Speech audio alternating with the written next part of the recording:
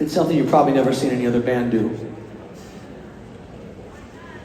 We're gonna sing Fate of Ophelia for the next 45 minutes. Line by line. Pretend I'm your 14-year-old daughter. That's a weird picture. Hey, Dad. No, I love her and I love that song, but that's not what we're gonna do. I know. Oh, no. You've seen the memes, it's funny. I worked with a lot of Australians over the years. A lot of Australian artists. Actually, a lot of artists. Not even Aussies. I ventured outside, off territory. 19 years I've been in this band. You're thinking, I know what most of you are thinking. 19 years. That's longer than my first marriage. Some of you, or your parents' marriage. That's what you're thinking. And that is true. 19 years for a band is statistically longer than most marriages. I don't know what that says about us, but I think we just get along. And yeah, right? We just get along. Yeah, we love each other. We have family dinners, Zach, once a week, whether you want to or not. Guy tries to flake on every freaking, anyway. It's not true. Yeah, that's right. But for 19 years I've been in this band, which has been the gift of my life to be able to see the world. Truthfully, I wanted to travel. Anthony Bourdain came around and I thought, that's the gig. And I stuck with it. And it was like, music was my lifeblood. It fed the travel fed the music, and we're vagabonds. But my day job was writing songs for other artists. It still is to this day. Working this week actually on stuff with Empire of the Sun here in Australia.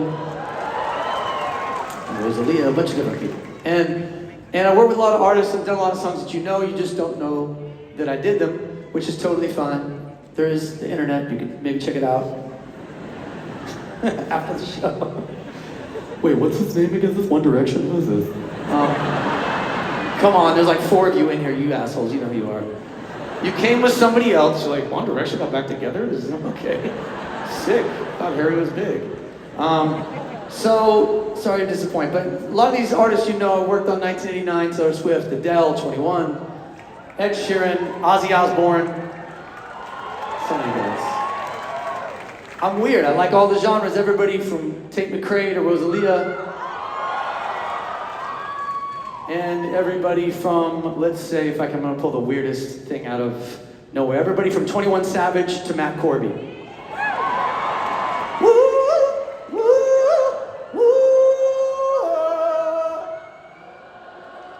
Y'all know it. Speak now, conjure the wind and ease. His voice is insane. So we're not gonna do all those songs tonight, but we're gonna do a couple of them. Bear with me. So over the years, worked on a bunch of Beyonce stuff, but the first song I did with her, as much as I've tried to beat it, I don't think I've beaten it quite yet. I'm gonna keep trying. But the first song I did with her is a ballad. She was in love. She called me to write a song. This is like 2009, and she actually physically called me to write a song, and artists do not do that. As many artists as I've worked with in my life, I can't remember the last time if ever, someone has called me and said, write me a song. And she called me and said, hey baby, I'd like you to write me a song. And just like that. And I said, okay, what is it about? She said, I want it to be a ballad.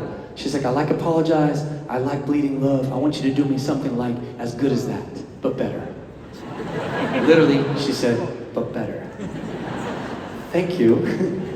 Okay, so, and I said, who are you in love with? Now this is before Instagram was ripping and everybody knew everybody's business 24/7, which I think is a travesty in and of itself. Yeah, praise the Lord. But I didn't know who she was with. She was with Jay-Z. She said, I'm with Jay-Z. So I'm gonna cut to it. I said, okay, 2 months later, we get off the road. I injured myself playing basketball, and we had to cancel a tour, and I'm hanging out with a friend of mine who had just written this song, SOS, for Rihanna. And I said, hey, get over here. Beyonce asked me to write her a song. Let's do it. We get in the room together, and turn on the keyboard, and I just, the first thing that I pressed, literally, first patch I opened up sounded like Angels. And I was like, oh my God, this sounds like Angels. We should do a song called Angels. And I was like, he looked at me and was like, yeah, actually, no, that's terrible. That's a terrible idea, that's corny.